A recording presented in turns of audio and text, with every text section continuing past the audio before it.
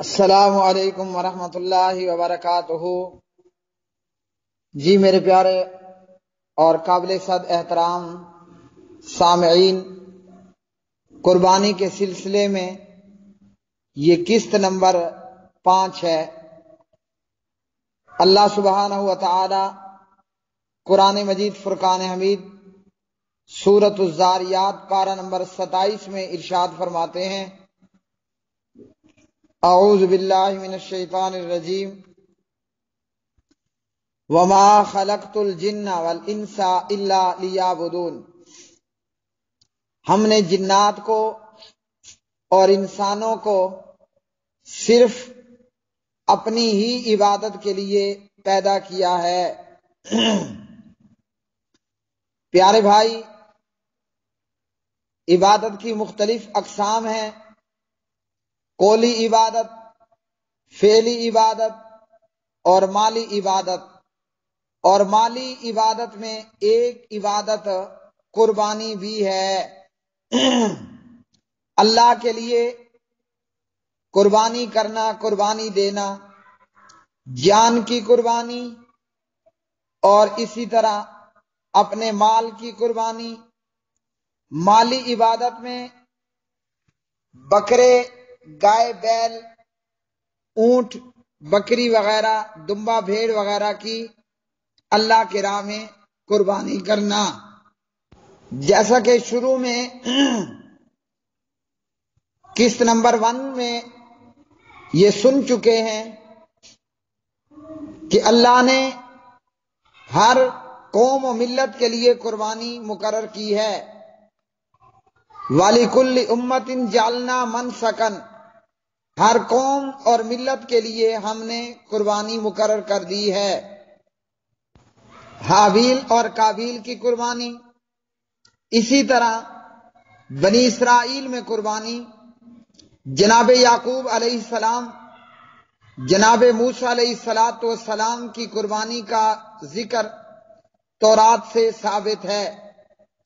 سلیمان علیہ السلام نے گھوڑوں کی قربانی کی تھی، اور اسی طرح حضرت عیسیٰ علیہ السلام سے بھی قربانی کا ثبوت ملتا ہے۔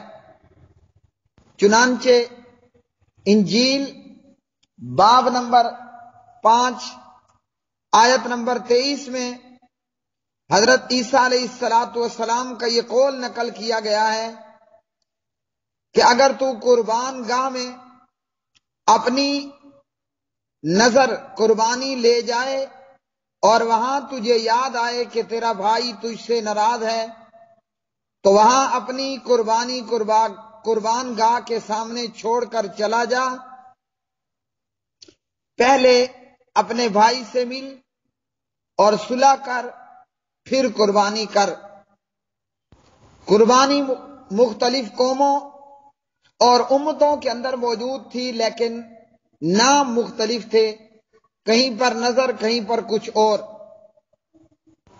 قربانی کا معنی ہے ہر وہ کام جس سے اللہ کی قربت اور نزدیکی حاصل کی جائے، اور اس کی بہت سی مثالیں پیارے نبی صلی اللہ علیہ وسلم کی زندگی میں اور صحابہ کی زندگیوں میں ہمیں ملتی ہیں۔ صحابی رسول حضرت ابو جہم بن حذیفہ فرماتے ہیں، جنگ یرموک کے موقع پر میں اپنے چچا زاد بھائی کی تلاش میں نکلا، کیونکہ وہ اس جنگ میں شریک تھے۔ میں نے اپنے ساتھ پانی کا ایک مشکیزہ لیا، ممکن ہے کہ وہ پیاسے ہوں تو میں انہیں پانی پلاؤں۔ اتفاق سے مجھے میرے چچا زاد ایسی حالت میں ملے کہ وہ دم توڑ رہے تھے، اور میں نے پوچھا پانی دوں؟ تو انہوں نے اشارے سے کہا ہاں۔ اتنی دیر میں قریب پڑے ایک دوسرے مجاہد نے آہ بھری، تو میرے چچا زاد بھائی نے آواز سنی اور مجھے اشارہ کیا کہ اس کے پاس پانی لے کر جاؤ۔ میں جب اس کے پاس پانی لے کر گیا تو وہ حشام بن ابی العاص تھے. میں نے پوچھا پانی دوں تو اشارہ کیا، لیکن قریب پڑے مجاہد نے آواز دی اور حشام نے مجھے کہا کہ اس کے پاس پہنچو. جب میں اس کے پاس پہنچا تو اس کی روح پرواز کر چکی تھی. حشام کے پاس واپس آیا تو وہ بھی شہید ہو چکے تھے. اپنے چچا زاد بھائی کے پاس پہنچا تو وہ بھی قضاء الہی کو لبیک کہہ چکے تھے. تفسیر ابن کثیر وغیرہ.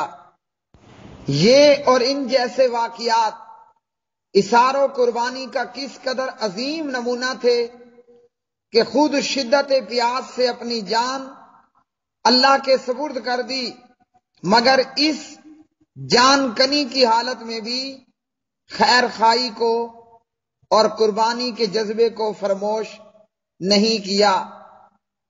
اسی طرح اثار و قربانی کا ایک اور واقعہ صحیح بخاری وغیرہ میں، پیارے نبی صلی اللہ علیہ وسلم کے پاس ایک شخص آیا اور آ کر کہنے لگا میں سخت حاجت مند بھوکا ہوں، مجھے کچھ کھلائیے. آپ صلی اللہ علیہ وسلم نے اپنے گھر آدمی بھیجا، کھانے کی کوئی چیز ہے تو لے آؤ. تمام اہل خانہ کی طرف سے جواب آیا کہ پانی کے سوا کچھ نہیں. نبی صلی اللہ علیہ وسلم نے اپنے پاس موجود اپنے جانثار صحابہ سے کہا کوئی ہے جو آج رات اس کو اپنا مہمان رکھے؟ ابو طلحہ انصاری نے عرض کی کہ جی میں انہیں اپنا مہمان رکھوں گا. ابو طلحہ انصاری اس مہمان کو لے کر گئے اور بیوی سے کہنے لگے کہ دیکھو یہ رسول اللہ صلی اللہ علیہ وسلم کا مہمان ہے، آج گو ہمیں کھانے کو کچھ بھی نہ ملے لیکن مہمان بھوکا نہ رہے. بیوی نے کہا کہ آج تو گھر میں برکت ہی برکت ہے، البتہ بچوں کے لیے کچھ ٹکڑے رکھے ہیں. ابو طلحہ کہنے لگے رضی اللہ عنہ بچوں کو بھیلا پھسلا کر بھوکا سلا دو اور ہم تم دونوں بھی اپنے پیٹ پر کپڑا باندھ کر فاقے سے رات گزار دیں گے. اور کہا کھاتے وقت چراغ بجھا دینا تاکہ مہمان سمجھے کہ ہم بھی کھا رہے ہیں لیکن دراصل ہم کھائیں گے نہیں. چنانچہ ایسا ہی کیا گیا. جب صبح یہ صحابی نبی صلی اللہ علیہ وسلم کے پاس آئے ابو طلحہ، تو آپ صلی اللہ علیہ وسلم نے فرمایا کہ اس شخص کے رات کے عمل سے، یعنی ابو طلحہ کے اس عمل سے اللہ رب العالمین خوش ہوئے اور قرآن پاک کی یہ آیت نازل فرمائی وَيُؤْثِرُونَ عَلَىٰ أَنفُسِهِمْ وَلَوْ كَانَ بِهِمْ خَصَاصَةٌ، اپنے پہ دوسروں کو ترجیح دیتے ہیں خود حاجت مند ہوتے ہوئے. اسی طرح اللہ رب العالمین نے فرمایا وَيُطْعِمُونَ الطَّعَامَ عَلَىٰ حُبِّهِ مِسْكِينًا وَيَتِيمًا وَأَسِيرًا إِنَّمَا نُطْعِمُكُمْ لِوَجْهِ اللَّهِ لَا نُرِيدُ مِنْكُمْ جَزَاءً وَلَا شُكُورًا. وہ لوگ اللہ کی محبت میں مسکین اور یتیم اور قیدیوں کو کھانے کھلاتے ہیں اور کہتے ہیں کہ ہم تمہیں صرف اللہ کی خوشنودگی کی خاطر کھانا کھلا رہے ہیں، تم سے ہمیں نہ کو بدلہ چاہیے نہ شکریہ کہ ہم طلبگار ہیں. عید الاضحیٰ کے موقع پر نماز عید پڑھنے کے بعد خوشی کا اور مسرت کا اظہار قربانی کے جانور ذبح کر کے کیا جاتا ہے. ارشاد باری تعالی ہے انا اعطیناک الکوثر فصل لربک وانحر ان شانئک هو الابتر. یقیناً ہم نے آپ کو کوثر دیا، پس اپنے پروردگار کے لیے نماز پڑھیے اور قربانی کیجیے، یقیناً آپ کا دشمن ہی بے نام و نشان دم کٹا ہے. تو اس سورہ مبارکہ میں اللہ رب العالمین نے نبی صلی اللہ علیہ وسلم کو نماز پڑھنے کا حکم دیا اور قربانی کرنے کا حکم دیا۔ عبداللہ بن عمر رضی اللہ تعالی عنہما راوی ہیں، فرماتے ہیں ہجرت کے بعد 10 سال تک رسول اللہ صلی اللہ علیہ وسلم مدینۃ المنورہ میں رہے اور ہر سال قربانی کرتے رہے۔ سنن ترمذی۔ اسی طرح سیدہ عائشہ صدیقہ رضی اللہ تعالی عنہا روایت کرتی ہیں، قال رسول اللہ صلی اللہ علیہ وسلم ما عمل ابن آدم من عمل یوم النہر احب الی اللہ۔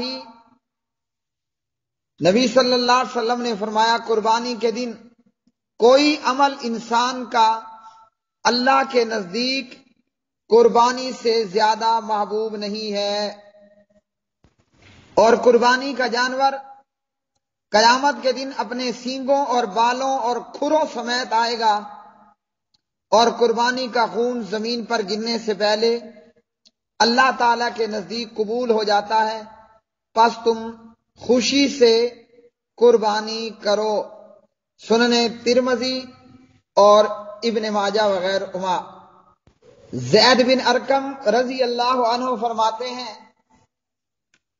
صحابہ نے پوچھا یہ قربانیاں کیا ہیں؟ نبی صلی اللہ علیہ وسلم نے فرمایا سنت ابیکم ابراہیم، یہ تمہارے باپ جناب ابراہیم علیہ السلام کی سنت ہے۔ صحابہ نے سوال کیا ہمیں اس سے کیا اجر ملے گا؟ آپ نے فرمایا ہر بال کے بدلے ایک نیکی ہے۔ تو صحابہ نے سوال کیا اون کے بارے میں کیا حکم ہے؟ آپ نے فرمایا اون کے ہر بال کے بدلے میں ایک نیکی ملے گی۔ مسند امام احمد بن حنبل رحمہ اللہ اور ابن ماجہ۔ اسی طرح ابو ہریرہ رضی اللہ عنہ راوی ہیں، نبی صلی اللہ علیہ وسلم نے فرمایا جس شخص کے پاس قربانی کی وسعت اور گنجائش ہو اور وہ پھر بھی قربانی نہ کرے، فلا یقربن مصلانا، پھر اسے چاہیے کہ وہ ہماری عیدگاہ کے قریب بھی نہ آئے۔ مسند امام احمد بن حنبل، ابن ماجہ اور المستدرک علی الصحیحین للامام حاکم، اور امام حاکم نے کہا کہ یہ صحیح ہے۔ یہاں ایک مسئلے کی بھی وضاحت سن لیجئے، قربانی کے لیے سونے چاندی کا کوئی نصاب مقرر نہیں ہے کہ سونا چاندی اتنا اتنا ہوگا تو وہ شخص قربانی کرے گا۔ جو بھی بکرا خریدنے جتنی طاقت رکھتا ہے وہ قربانی کرے گا۔ اہل خانہ میں اگر ایک آدمی نے قربانی کی وہ سبھی اہل خانہ کی طرف سے قربانی ہوگی۔ ابو ایوب انصاری رضی اللہ عنہ اس کے راوی ہیں اور ابن ماجہ ہے۔ قربانی کا جانور ہمیں کیا سبق دیتا ہے؟ قربانی کا بکرا، قربانی کا بیل، قربانی کا جانور ہمیں یہ سبق دیتا ہے کہ قربانی کے جانور کو جس وقت اللہ کی راہ میں ذبح کیا جاتا ہے تو مالک کو یہ سبق ہے کہ دیکھ تو نے مجھے چند روپوں سے خریدا، چند دن چارہ ڈالا، میری گردن پہ چھری رکھ کر ذبح کر ڈالا، میں نے تیری اس فعل پر کسی قسم کا انکار نہیں کیا، کیوں کہ تو میرا مالک ہے۔ اے بندے اسی طرح تیرا بھی ایک مالک ہے جس نے تجھے پیدا کیا، تجھے روزی دیتا ہے، تو اس کی اطاعت اور فرمانبرداری اور اس کے احکامات کو جان۔ جس چیز سے تیرے مالک نے تجھے منع کیا تو رک جا، جس کا حکم دیا تو وہ کر گزر۔